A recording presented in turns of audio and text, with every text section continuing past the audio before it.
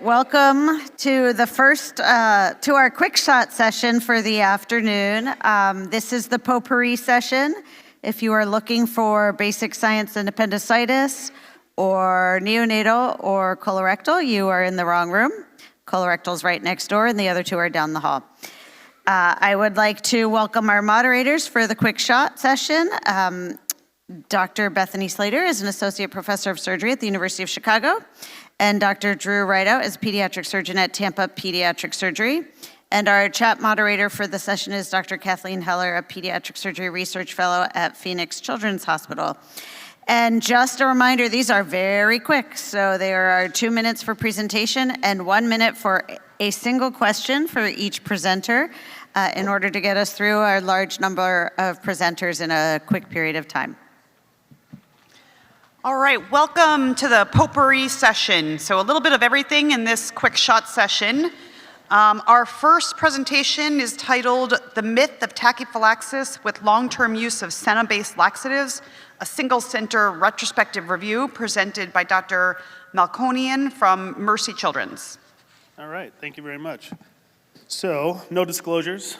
Chronic constipation impacts patients of all ages, especially those with anorectal malformations and idiopathic constipation. And pediatric colorectal centers try to address this with tailored bowel management programs, often utilizing stimulant laxatives. But a lot of families have a lot of hesitation to utilizing stimulant laxatives, mostly because there's a common myth that cycles its way around saying that once you start on Senna-based laxatives, you will develop a tolerance and will ultimately require increasingly doses as you continue using it.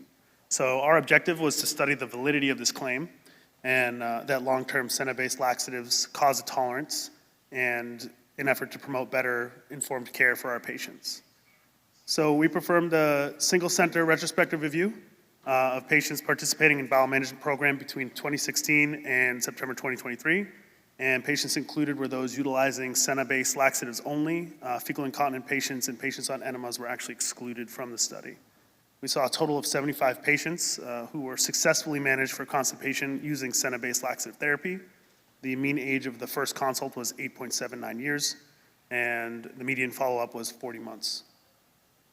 So during long-term follow-up, 42 patients either reduced their initial dosage or maintained the same dose, and 33 patients increased their dose.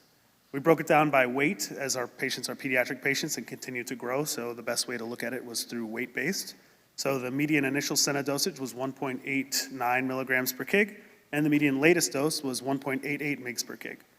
There was no statistically significant difference between the initial and latest doses when we evaluated by mg per kg.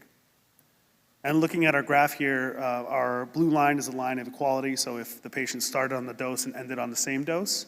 And looking at our fitted line for our data, it looks at the patients actually started on a higher dose and ended on a lower dose. So our takeaway points were that in general, the latest dose is often lower than the initial dose, and that the trend on average was that doses tend to go down over time rather than building up a tolerance. So our findings suggest that the risk of tolerance due to Senna-based laxatives is actually a myth. Happy to take questions. Any questions from the audience? I'll ask one quick question to you. Nicely presented. You did a nice job showing us the doses of the Senna. Mm-hmm. Did you guys look at the outcome in regards to their constipation function? Yeah, so I only actually included patients who were having what we consider successful constipation, which means when we would do the x-rays on follow-up, they would have not high stool burden and then we're having multiple bowel movements or one bowel movement per day. Great. Thank you very much. Our next presentation is Twist and Shout, but Don't Take It Out, a NISQIC analysis of pediatric surgeon practices for ovarian torsion from 2016 to 2022 by Dr. Woodward from University at Buffalo. Good afternoon, everybody, and thank you for the opportunity to present. We have nothing to disclose. So ovarian salvage for ovarian torsion is the standard of care. And in 2018, the APSA Outcomes and Evidence-Based Practice Committee made it their recommendation. Since that time, there's been limited analysis of pediatric surgeons' ovarian salvage rates, which is our aim of this analysis is to assess the salvage rate over time and if there are any outcome differences. So to do this, we utilize the NSQIP Pediatric Registry from 2016 to 2022, identifying patients less than 18 years of age with ovarian torsion operated on by pediatric surgeons, excluding patients with malignancy or any oncologic resection, and identifying our two cohorts, those who underwent an ovarian salvage surgery and those who underwent oophorectomy. We identified just under 2,000 total patients. And as you can see from our figure, in 2016, 2017, pediatric surgeons had a 45% ovarian salvage rate, which in 2018 jumped to about 80%, which has persisted since then. When we performed our outcome analysis, there was no difference in outcomes between these two cohorts, including wound infections, readmissions, or reoperations at 30 days. So in conclusion, pediatric surgeons have increased their ovarian salvage rate for ovarian torsion to 80%. There are no 30-day outcome differences, and this increase corresponds to the 2018 ABSA Outcomes and Evidence-Based Committee recommendations, highlighting the importance and impact of associated publications, presentations, and guidelines on clinical practice. Thank you so much, and I'm happy to take any questions.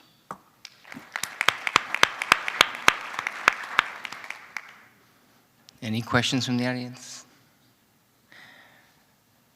Ovaries have quite good redundant blood supply, so it's nice that we're up to 80%, but any thoughts on why we're still missing 20%? You've excluded the oncologic patients. We excluded, I guess, the obvious oncologic patients who had that at the time of their initial surgery. I think there are likely patients who, when you're looking at it, you have a higher risk for malignancy that maybe it doesn't get coded that way and just is a limitation of a retrospective database. All right, thank you.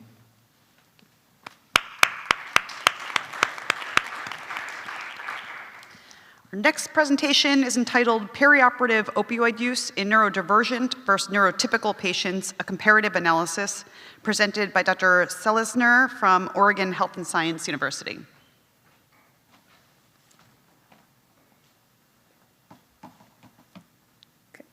Thank you for the honor of presenting. Nothing to disclose. Effective pain management is essential for quality surgical care. However, assessing and treating pain in neurodivergent children presents unique challenges. Despite widespread quality improvement in opioid stewardship, there is a lack of data specific to neurodivergent populations. This study compared postoperative opiate use between neurodivergent and neurotypical children. We conducted a retrospective study of children undergoing common abdominal operations at our institution. The neurodivergent cohort was identified by ICD-10 codes. Outcomes included post-op opiate administration, morphine milligram equivalents per kilogram, number of doses, and time to last dose. We used multivariate logistic regression adjusting for age, sex, length of stay, and surgery type.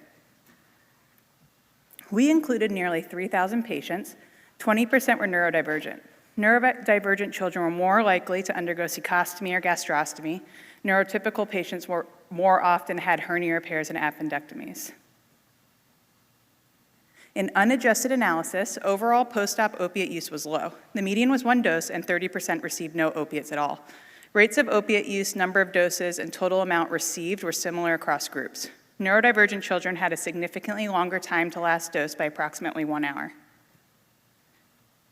After adjusting for covariates, neurodivergent children had lower odds of receiving any opiates. Neurodivergent children were less likely to be in the top quartile for either MMEs per kilogram or dose count. In this large cohort, postoperative opiate use was low overall. Neurodivergent children were less likely to receive opiates and receive fewer doses and lower total opiate amount.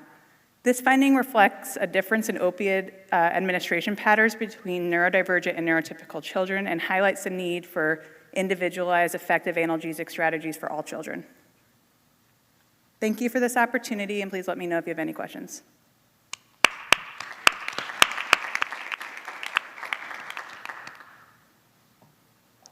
Are there any questions from the audience? I was curious to know if you identified any reasons in your study for this difference. That's an excellent question. The way that we designed the study didn't allow us to see if there's any reasons for why the neurodivergent patients were receiving less opiates, but it may be due to communication barriers that this population faces, or it could even be due to maybe even clinician bias against this population. But with the way that we designed the study, we were unfortunately unable to look at that, but our future direction is to perform qualitative review of physician perceptions on their clinical management of these patients, as well as parent and patient perceptions of their pain management. Wonderful. Great. Next step. Thank you.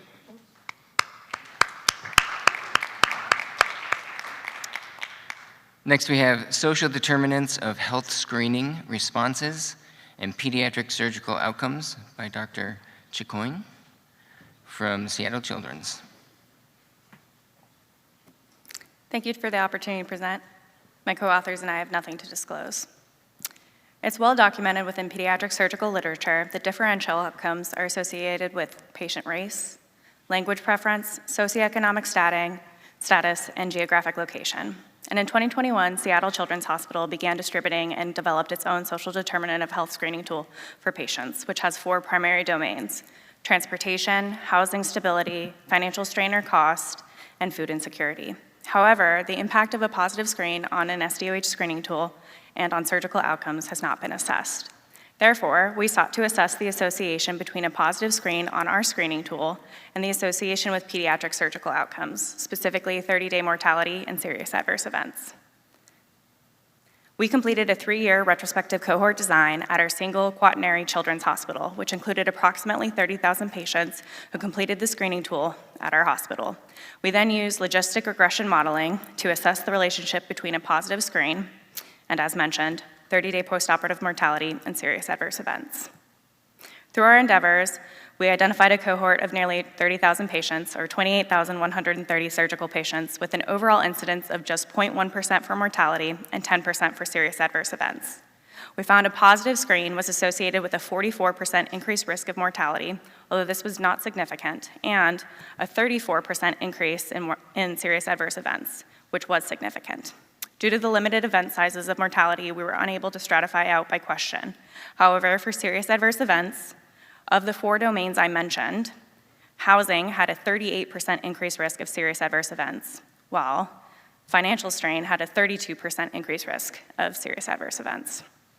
So in conclusion, we found that pediatric surgical patients who screen positive for these needs have increased risk of serious adverse events, that screening for these needs can help us identify these needs early, and then in the future, it would enable us to potentially integrate screening and targeted interventions into our surgical pathways to help lead to better outcomes. I'm happy to take any questions.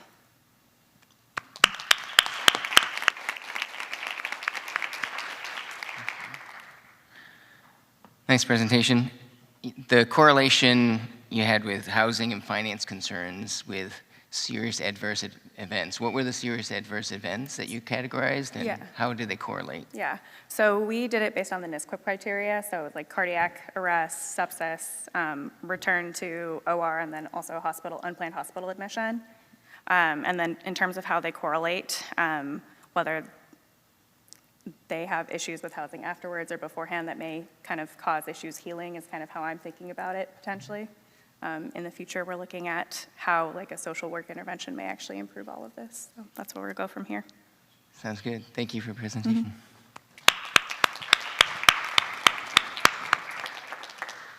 The next presentation is entitled Decreasing Burn Care Burden, Reducing Dressing Frequency and Opioid Prescriptions with Advanced Therapies in Partial Thickness Pediatric Burns, presented by Dr. Sutyak from UT Health in Houston.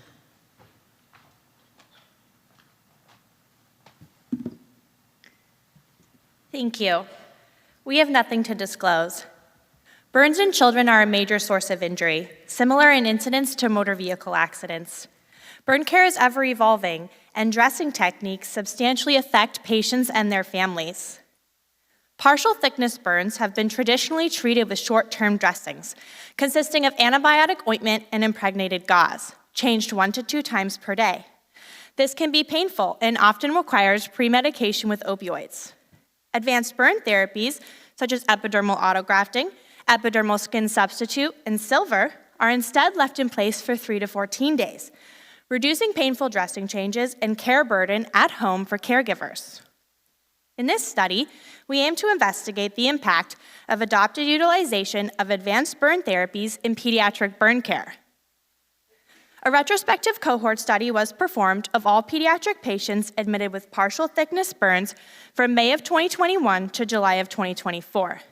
606 patients were included, 441 with traditional dressings, and 165 with advanced burn therapies. 70% of injuries were caused by hot liquid. The median age was 2.6, 56% were male, 72% had governmental insurance, and the median total body surface area, or TBSA, was 4%. In the traditional group, 97% of patients were discharged with twice daily dressing changes.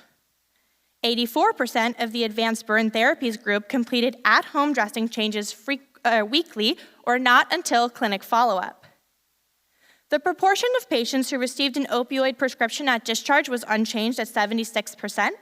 However, the number of doses was significantly reduced from a median of 14 doses to 5 doses. The blue line represents opioids, and the yellow line represents advanced burn therapies over time, demonstrating a decrease in opioid dosing as the use of advanced therapies increased. Treating partial thickness burns with advanced therapies that utilize long-term dressings minimize the need for twice daily at-home dressing changes, substantially reducing the amount of opioids prescribed at discharge. Thank you very much.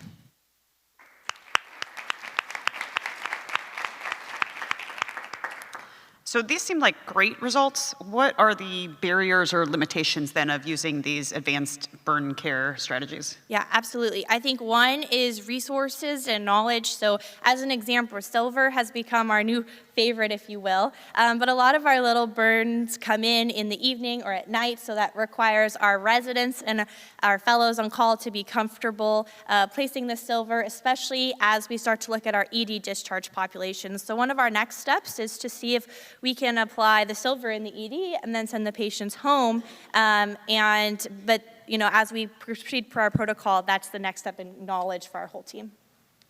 Thank you. Thank you so much.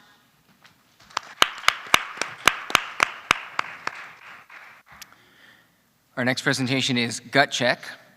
Does a subjective trigger for child abuse screening result in discrimination? By Dr. Bruce from University of South Alabama.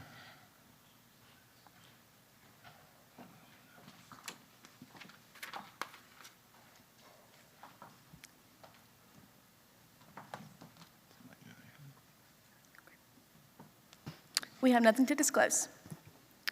Several studies across the nation have shown that there are race and ethnicity-based inconsistencies in the evaluation of child abuse. Skeletal surveys are an integral part of the abuse workup. Indications for obtaining these are straightforward other than determining when an injury is suspicious, which is largely based on subjective data.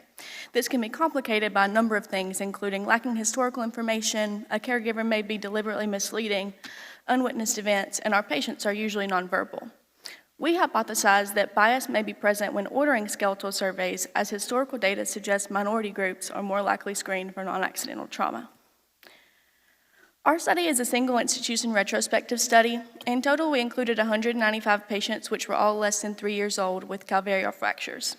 This wound up excluding 35 patients due to fractures during birth, motor vehicle collisions, dog bites, and those that were limited to bones of the face. We further included race, mechanism of injury, location of the fracture, and whether or not radiology suggested a skeletal survey be performed. You can see here that our hypothesis was supported. With this in mind, we further broke down the study by determining whether bias existed in the next steps of the workup.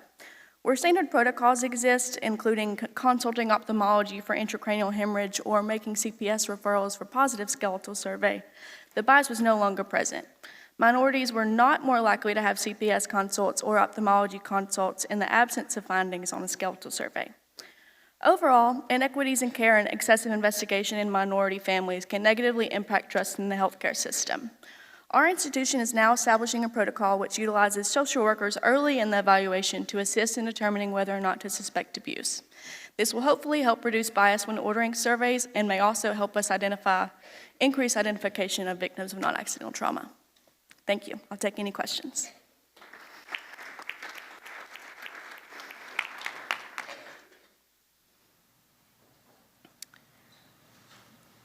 Nice presentation. So in addition to social work help, were there any other concrete measures? I mean, typically, most people are looking for under 2 years of age or nonverbal. Are there any other patterns that you're looking for that you would say are more objective to avoid doing biased skeletal surveys?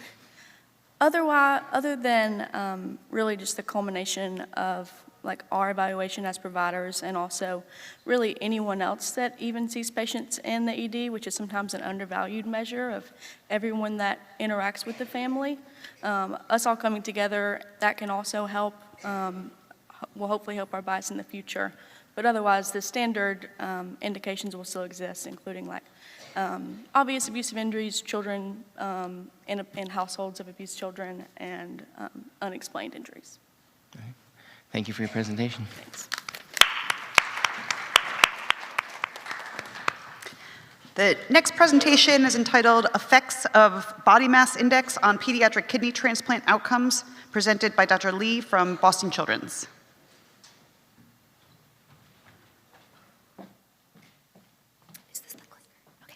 Hello, everyone. Thank you for the opportunity to present. It's a pleasure to be here.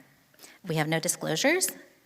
It is well known that obesity is increasingly prevalent in our society and associated with multiple comorbidities.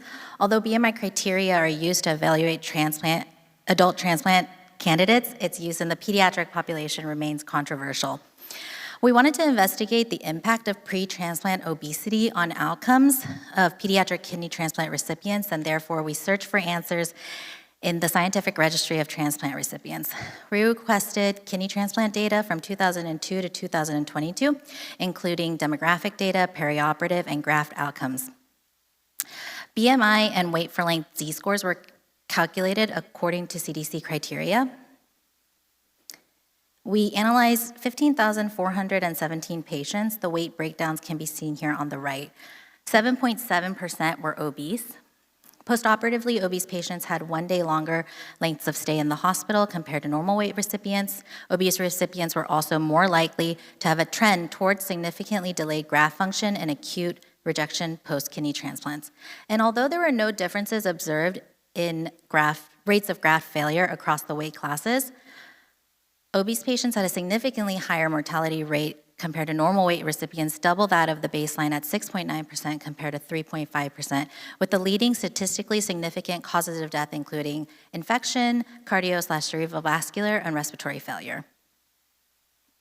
In conclusion, while no differences in graft function was observed, obese patients were found to have significantly higher rates of all-cause mortality compared to normal weight recipients, highlighting the importance of optimization of comorbid conditions, both pre- and post-transplant. Thank you. I will now take any questions.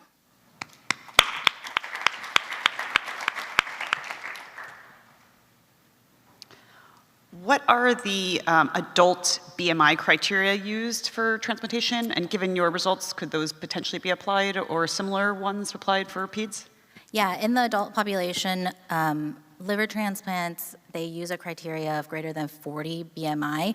Not that they're excluded from transplant, but they just look at that when they're ranking them on the UNOS list. So I don't think that this will be a absolute, like if you have a high BMI, then you get excluded, but it can be taken into consideration and maybe just evaluation of the comorbid conditions and maybe optimization pre and post transplant.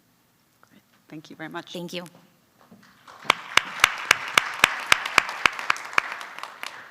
Next presentation is Comparing Laparoscopic versus Open LADS Procedure in Pediatric Patients, a 10-year review of the Pediatric NISQIP database by Dr. Turpin from Nemours Children's in Delaware. Good afternoon. Thank you for the opportunity to present today. I have no disclosures. Laparoscopy is being used more and more often for more complex procedures in pediatric surgery.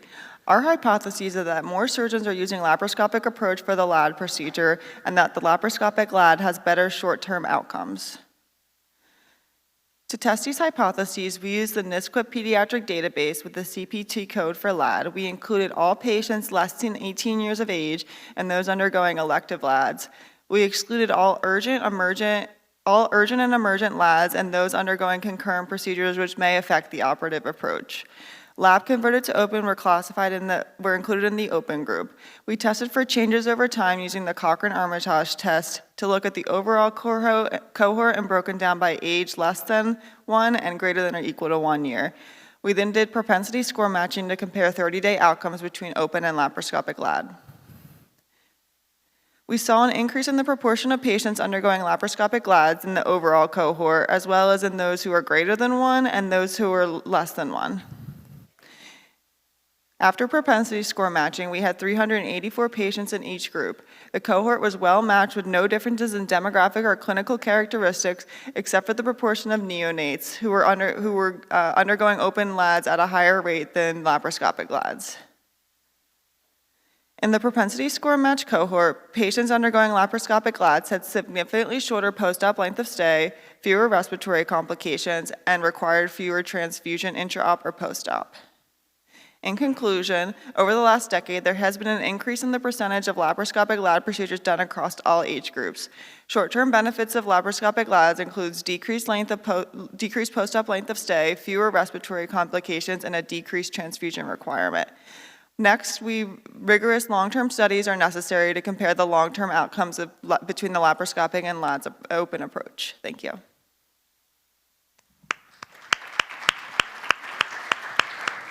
We have a question from the audience. It's Kathy Van Leeuwen from Phoenix. It's a nicely presented study. And you know, we do laparoscopic LADs because the cardiac kids had a lot of trouble with open LADs, a 20% obstruction rate. So my questions are did you exclude kids with cardiac disease and heterotaxy?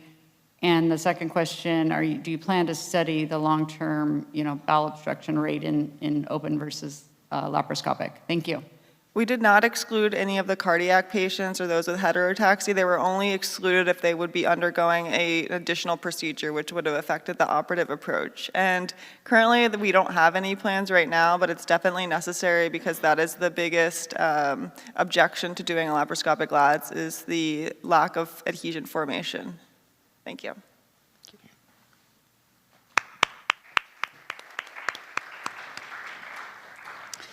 Next presentation is entitled, What Factors Drive Female Pediatric General and Subspecialty Surgeons to Change Jobs or Leave Medicine Altogether, presented by Dr. Brearley from Phoenix Children's. Hello, and thank you for allowing us to share our work today. We have no disclosures. Today, I will be sharing the results of our study looking at what factors drive female pediatric surgical subspecialists to either change jobs within medicine or leave medicine altogether. With only 28% of pediatric general surgeons being female, identifying reasons for career dissatisfaction is crucial to improve retention. We distributed a survey consisting of multiple choice and free text prompts to private female physician social media groups and email chains. Responses from female pediatric surgical subspecialists were compared to responses from non-pediatric surgical subspecialists. A total of 179 survey responses met inclusion criteria. Of the responses, 22 were from female pediatric surgical subspecialists, and 157 were from female non-pediatric surgical subspecialists.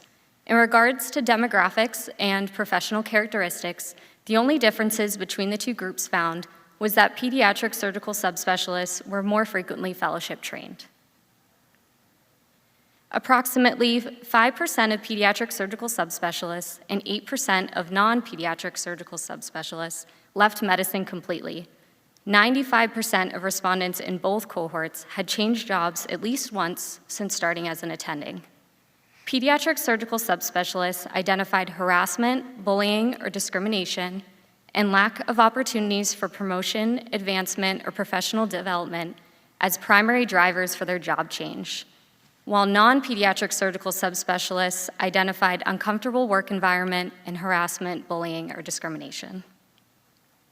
The survey also included free text response to better understand what influenced their job change. I have included a sampling of the responses here. Overall, a more supportive work environment that promotes career growth and creates a safer work environment for our female pediatric surgeons is needed. Thank you, and I'll take any questions.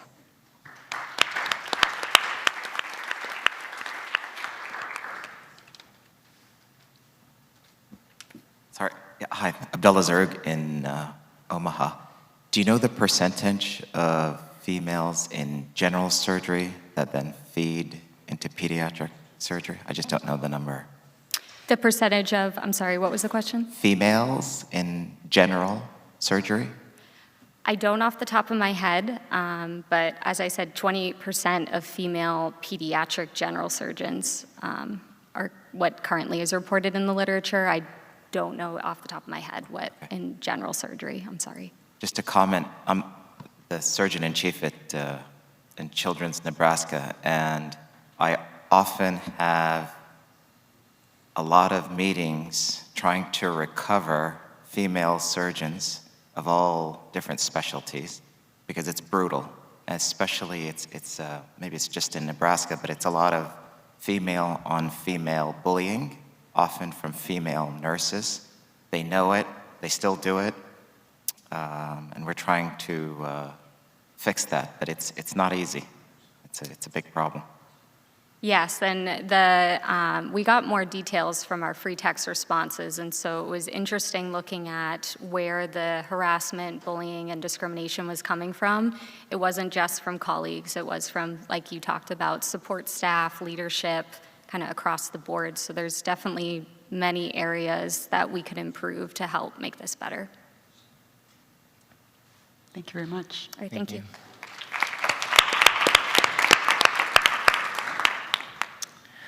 Next, we have percutaneous cholecystocholangiography for diagnosis of biliary atresia at a high-volume center by Dr. Neme from Columbia University.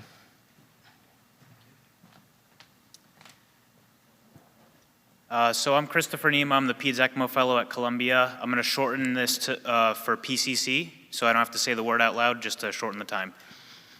Touch screen? No, just this. And we have no disclosures. So PCC is a minimally invasive tool that can help diagnose biliary atresia. We did a single institution retrospective review for biliary atresia patients who underwent Kasai from 2014 to 2023. And there was a total of 59 patients. We divided them into two cohorts from 2014 to 2018, which was before PCC implementation into the diagnostic algorithm, which was 26 patients, and then from 2019 to 2023, which is after the PCC was implemented in the diagnostic algorithm. The primary outcome was survival with native liver at 1 year, and we also assessed biliary drainage with postoperative total bilirubin at 3 months. So this table is showing our results. Preoperative factors, all the LFTs were not significantly different among both groups, pre and post PCC eras, but the age at procedure in the post PCC group was 51, and that was 51 days compared to 60, and that was a statistically significant finding. So they were going to the OR sooner. Of the 59 patients, 54% were male. In the post PCC group, 67%, or 22 of them were referred for PCC. And for the outcomes, 1 year survival with native liver in the pre-PCC group was 69%. The post-PCC group was 61% overall, and of those actually referred for PCC, it was 68%, so those are comparable. Total bilirubin and days to surgery from the initial hepatology referral were not significantly different. And here's a Kaplan-Meier curve, which is not statistically significantly different between the pre-PCC groups and post-PCC groups for survival with native liver at 1 year. So in conclusion, postoperative outcomes are similar among groups in terms of survival of native liver and postoperative biliary drainage. Age at procedure was significantly less in the post-PCC group, which could just be a time bias because it was 2019 and beyond, or it could be because we're getting them to the OR sooner. But this data overall suggests the safety of PCC in the diagnostic algorithm. It doesn't delay surgery or affect survival with native liver at 1 year. Any questions?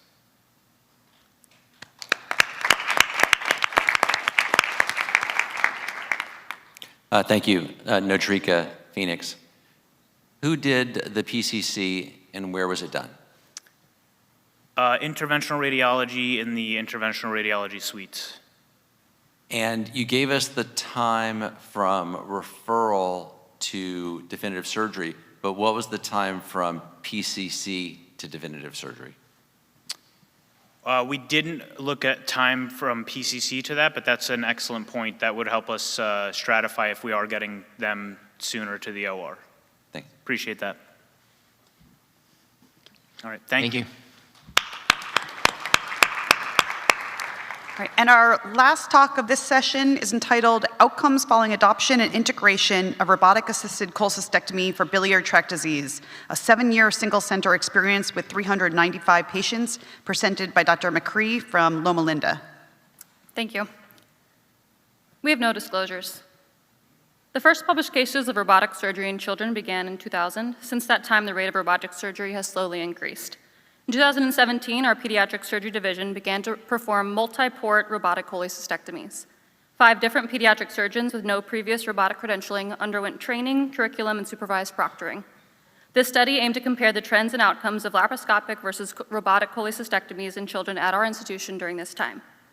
After IRB approval, all cholecystectomies performed on children by pediatric surgery from January 1st, 2017 to July 31st, 2024 were analyzed. We abstracted patient demographics, diagnoses, surgical metrics, and complications.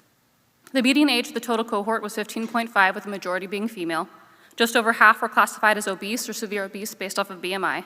During the study timeframe, 395 cholecystectomies were performed, and of those, 210, or 53%, were performed robotically. As noted in the figure, the proportion of robotic cholecystectomies performed has risen over time. The most common pathology was choledocholithiasis, which included past stones and gallstone pancreatitis, at 42% of the cohort. Symptomatic choledocholithiasis was the next most common at 33%. There was no statistically significant difference in the type of pathology between the two cohorts, but laparoscopic cholecystectomy was performed more often in urgent cases. Median operative time was greater in robotic compared to laparoscopic.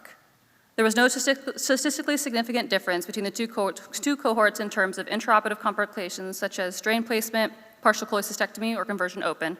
There was no statistically significant difference between the two in terms of postoperative complications, and neither group had a common bile duct injury.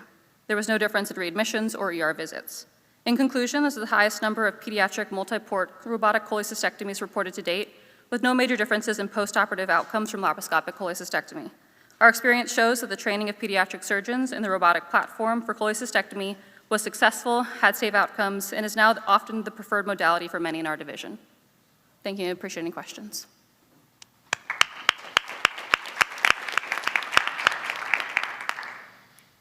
Hi, Colleen Fitzpatrick from Cohen Children's. So one of the aspects of robotic surgery that I don't think gets talked about a lot is that it has a higher environmental impact in terms of carbon dioxide production and pollution.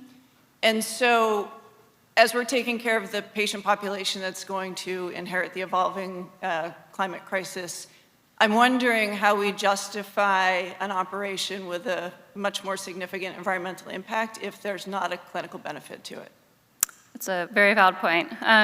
We did not look at that in our study, but I think part of the impetus for this changed pattern in our practice is for expanding a possible practice and also seeing about the longevity of our surgeons, at least what has been cited with our group, but that's a great point to what you say.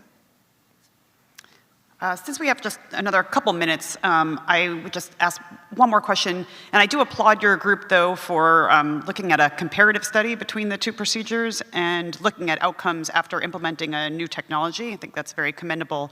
My question, though, is after the group got familiar and started to use and adopt this technology, was it expanded to other cases as well? Yes, so the cholecystectomy is the primary one. I know they've kind of gone into some colectomies and splenectomies as well. It depends on the surgeon's preference, but cholecystectomies is the primary one that we've been using. It also helps that, I think part of the buy-in was that our pediatric urology group was also involving a lot of robotic procedures into their armament as well. And so I think between the two different groups, the robot was implemented a lot more. Thank you. Thank you. Thank you.